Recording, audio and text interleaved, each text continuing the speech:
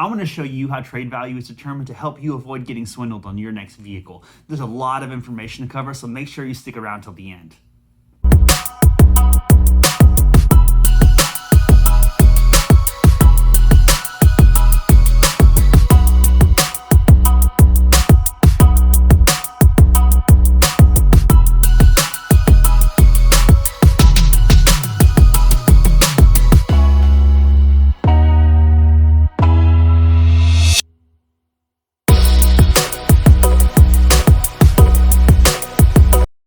What is going on YouTube? For those of you who don't know me, my name is Jeremiah, aka GMBullfrog, and I am a certified professional sales consultant, technology expert, and safety advocate for Chevrolet, Buick, and GMC.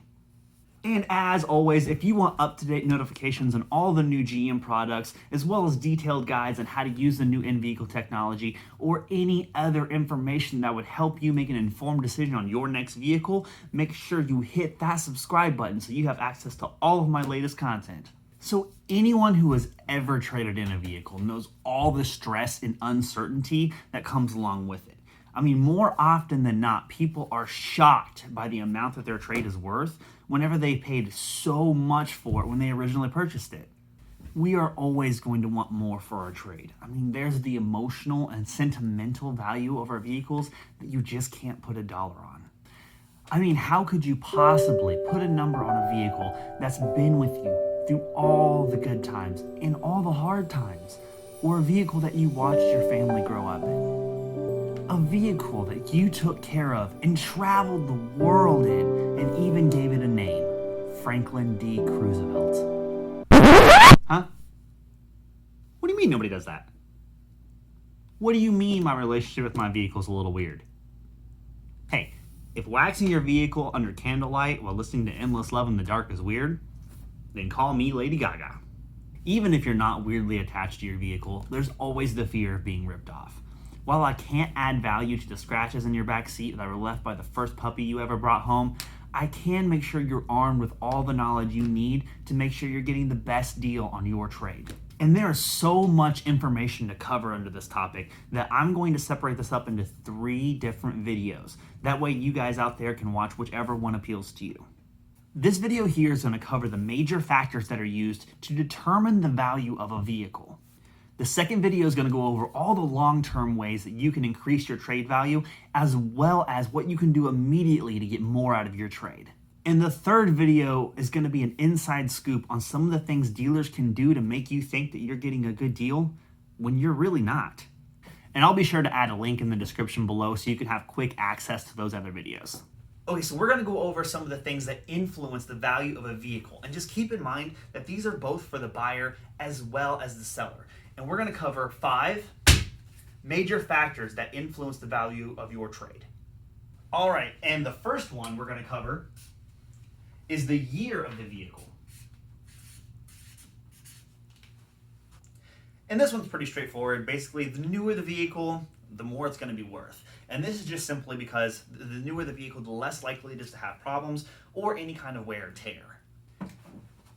And the second factor to determine a vehicle's value is the amount of miles that have been driven on the vehicle. Typically, drivers these days drive anywhere from 12,000 to 15,000 miles a year. So if you have a 3-year-old vehicle, expect to have about 45,000 miles on it. If you're trading in the same exact 3-year-old vehicle with 20,000 miles on it, it's going to be worth a lot more money than the same vehicle with 60,000 miles on it. And the third factor, which is really kind of a no-brainer, but it's such a big one, it definitely needs to be mentioned. The third factor is the condition of your vehicle. So this is going to cover all the things like the physical condition of your interior, exterior, all the working mechanical components, as well as all the different features that your vehicle possesses. And I'm also going to include the vehicle report, so things such as accidents, major repairs, previous owners, things like that you would find in a Carfax or in an auto check. And this is something just to kind of keep in mind. When you trade in your vehicle, you are basically asking the dealer to purchase your vehicle. So think about the things that you would be looking for if you were purchasing your own vehicle. And for all the kids watching this, or parents that are forced to watch cartoons, don't expect to get Lightning McQueen money when you're driving Tow Mater. Well, daggum, you leaking oil again. Must be your gasket. Hey, but look on the bright side. This is your 10th tow this month, so that means it's on the house. All right, and the fourth thing that affects a vehicle's value, and this is where it starts to get a little difficult, that is the make and model of your vehicle. All vehicles depreciate to some extent as soon as you drive them off the lot.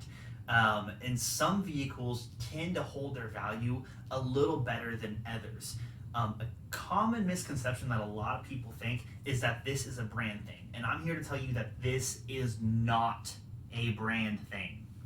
Okay, so the best current example of this would be with the Nissan brand.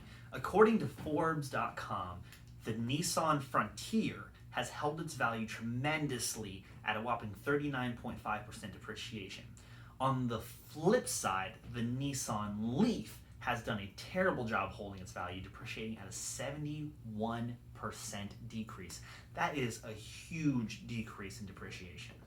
And the final major factor, number 5, that is used to determine a vehicle's value is the market demand. All right, guys, and this one is a roller coaster. And I'm not talking about the small kiddie coaster you see at your local fairs that moms go to put their little 3-year-old on so they can make a cute video and put it on Facebook. Hashtag cutest kid goes on a ride. So you might want to sit this one out, Susan, because this is a fast launching, huge dropping, twisting and turning until you throw up your own stomach type of a roller coaster. And little Johnny, he's got to be at least this tall to be able to ride. The market demand changes every month, sometimes within a day if a major recall happens to be announced. And that's only market demand on a global scale. Dealers still have to consider their local market and their inventory needs to be able to stock what they need to effectively do business in their area. This is why you can't always rely on websites such as Kelley Blue Book to determine the value of a vehicle, because they could be using out-of-date information. And don't get me wrong, KBB is a great website to start your search, but don't just use one website. Try to spread your horizons out. Use websites like Edmunds, Car Gurus, TrueCar, along with KBB to help determine the value of your vehicle. Another helpful tip would be to research what your vehicles, or vehicles similar to yours that is, what price they're selling for, to kind of get you a better idea of what yours may be worth. And one example of market shifting that's holding pretty consistent in recent years is the value of small cars is plummeting while the rise for SUVs and trucks are at an all-time high. There's several reasons for this. I mean, you have the economy, you have technology advancements in the vehicles, and they have a whole bunch of different body modifications to the trucks that had made the typical work truck more of a convenient and casual everyday driving truck. And all this means is that cars are selling for a lot less than they have in the past, and trucks are selling for a lot higher dollar amounts. Each one of these 5 elements can be broken down further, so if you want to see that, make sure you leave a comment down in the comment section below telling me which one you want to see more of. Look, it's a turkey. Now that you have a better understanding on how a vehicle's value is determined, make sure you watch the other videos in this series so you can avoid getting ripped off on your next vehicle. But that's all I have for you guys today. If you enjoyed this content, if you learned something new, make sure you give me a thumbs up. Also, don't forget to subscribe to my channel. And thank you very much for watching. And as always, don't forget to drive safe out there. I hope you found this video helpful. And if you want to see more like it, click on the link over here for more helpful tips, tutorials, and vehicle demonstrations. If you have any questions or if there's anything you want featured in my next video, go ahead and leave a comment down in the comment section below. And don't forget to hit that subscribe button to get access to all my latest videos on the GM products. Thank you so much for your support, and drive safe out there.